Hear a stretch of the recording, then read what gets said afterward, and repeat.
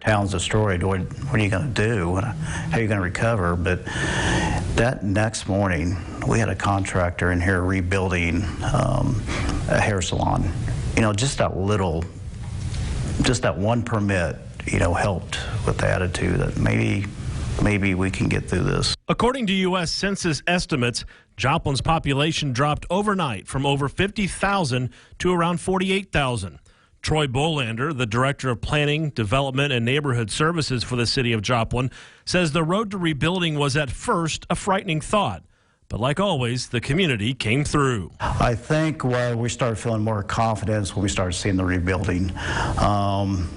It was a holistic effort. You see even some major employers keep the employees on the payroll.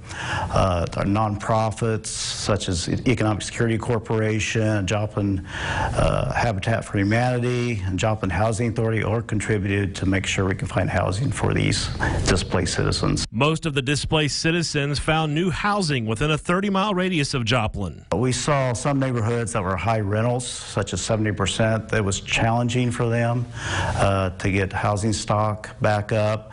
What we try to do is create a housing program to incentivize buyers to buy a home in the disaster recovery area, which also encourage builders to build on those lots as well.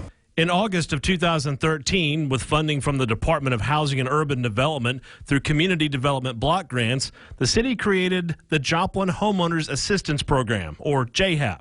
JHAP allowed borrowers to move into the city limits of Joplin with grant money, which allowed them to move quickly and hold on to that cash that they had and make some decisions with what they did with that.